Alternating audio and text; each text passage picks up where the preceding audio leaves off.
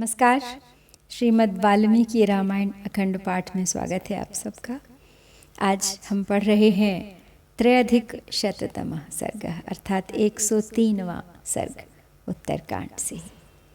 आज के सर्ग में है श्री राम के यहाँ काल का आगमन और एक कठोर शर्त के साथ उनका वार्ता के लिए उद्यत होना। तो चलिए प्रारंभ करते हैं आज का पाठ। कस्यचित्त्वथ कालस्य रामे धर्म परे स्थिते कालस्तापसरूपेण राजद्वारमुपागमत्। सोऽब्रवील्लक्ष्मणं वाक्यं धृतिमन्तं यशस्विनं मां निवेदय रामाय सम्प्राप्तं कार्यगौरवात्। दूतो ह्यति बलस्याहं महर्षैरमितो जसः रामं दिदृक्षुरायातः कार्येण हि महाबल। तस्य तद्वचनं श्रुत्वा सौमित्रिस्त्वरयान्वितः न्यवेदयत् रामाय तापसं तं समागतम। तब इस प्रकार कुछ वर्ष बीत गए। कुछ वर्ष बीत जाने पर जब भगवान श्री राम धर्म पूर्वक अयोध्या के राज्य का पालन कर रहे थे, तब साक्षात काल एक दिन तपस्वी के रूप में राजभवन के द्वार पर आए। उसने द्वार पर खड़े हुए धैर्यवान एवं यशस्वी लक्ष्मण से कहा, मैं एक भारी कार्य से यहाँ आया हूँ, तुम श्री रामचंद्र जी को मेरे आने की सूचना दे दो।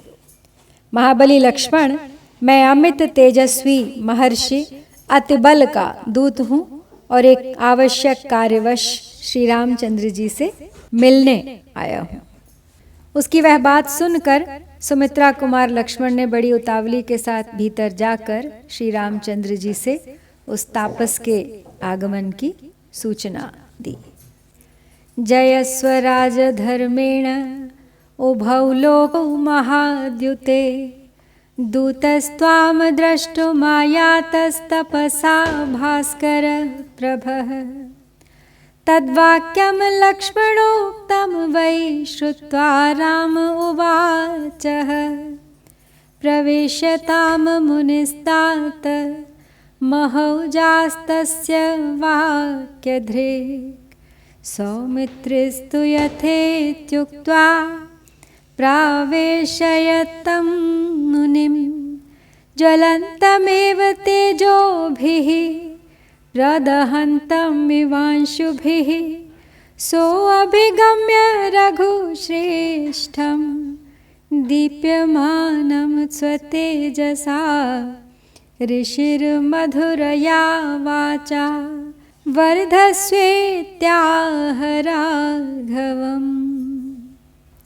तो लक्ष्मण ने काल के आगमन की सूचना जाकर श्री राम को दी। बोले, हे महातेजस्वी महाराज, आप अपने राजधर्म के प्रभाव से इहलोक और परलोक पर भी विजयी हों। एक महर्षि दूत के रूप में आपसे मिलने आए हैं। वे तपस्या जनित तेज से सूर्य के समान प्रकाशित हो रहे हैं। तो लक्ष्मण की कही हुई वह बात सुनकर श्री राम ने कहा, तात उन महातेजस्वी मुनि को भीतर ले आओ, जो कि अपने स्वामी के संदेश को लेकर आए हैं। तब जो आज्ञा कहकर सुमित्रा कुमार उन मुनि को भीतर ले आए, वे तेज से प्रज्वलित होते थे और अपनी प्रखर किरणों से दग्ध करते हुए से जान पड़ते थे। अपने तेज से दीप्तिमान रघुकुल तिलक श्री राम के पास पहुंचकर ऋषि ने उनसे मधुर वाणी में कहा, रघुनंदन, आपका अभ्युदय हो। तस्मै रामो महातेजा पूजामर्घ्य पुरोगमां ददौ कुशलमव्यग्रं प्रष्टुं चैवोपचक्रमे। पृष्टश्च कुशलं तेन रामेण वदताम्बरः आसने काञ्चने दिव्ये निशसाद महायशाः। तमुवाच ततो रामः स्वागतं ते महामते प्रापयस्व च वाक्यानि यतो दूतस्त्वमागतः चोदितो राजसिंहेन मुनिर्वाक्यमभाषत द्वन्द्वे हेतत्प्रवक्तव्यं हितं वै यद्यवेक्षसे यः शृणोति निरीक्षेद्वा स वध्यो भविता तव भवेद्वै मुनिमुख्यस्य वचनं यद्यवेक्षसे। तो महातेजस्वी श्री राम ने उन्हें पाद्य अर्घ्य आदि पूजनोपचार समर्पित किया और शांत भाव से उनका कुशल समाचार पूछना आरंभ किया। तो श्री राम के पूछने पर वक्ताओं में श्रेष्ठ महायशस्वी मुनि कुशल समाचार बताकर दिव्य सुवर्णमय आसन पर विराजमान हुए। तदनंतर श्री राम ने उनसे कहा, महामते, आपका स्वागत है। आप जिनके दूत होकर यहाँ पधारे हैं उनका संदेश सुनाइए। राजसिंह श्री राम के द्वारा इस प्रकार प्रेरित होने पर मुनि बोले, यदि आप हमारे हित पर दृष्टि रखें तो जहाँ हम और आप दो ही आदमी रहें वहीं इस बात को कहना उचित है। यदि आप मुनिश्रेष्ठ अतिबल के वचन पर ध्यान दें तो आपको यह भी घोषित करना होगा कि जो कोई मनुष्य हम दोनों की बातचीत सुन ले अथवा हमें वार्तालाप करते देख ले वह आप यानी श्री राम का वध्य होगा।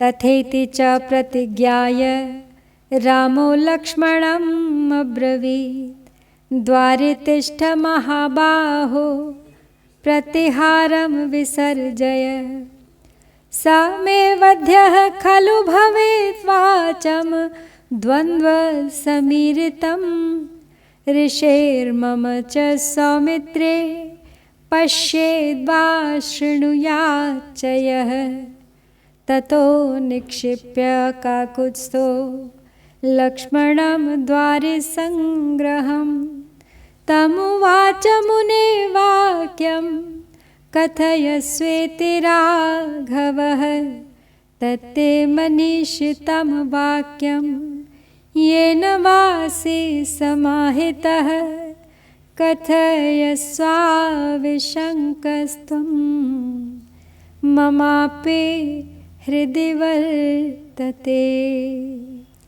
तो श्री राम ने तथास्तु कहकर इस बात के लिए प्रतिज्ञा की और लक्ष्मण से कहा, महाबाहो, द्वारपाल को विदा कर दो और स्वयं ड्योढ़ी पर खड़े होकर पहरा दो।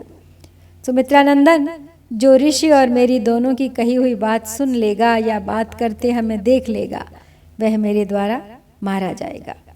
इस प्रकार अपनी बात ग्रहण करने वाले लक्ष्मण को दरवाजे पर तैनात करके श्री रघुनाथ जी ने समागत महर्षि से कहा, मुने, अब आप निशंक होकर वह बात कहिए जिसे कहना आपको अभीष्ट है अथवा जिसे कहने के लिए ही आप यहाँ भेजे गए हैं।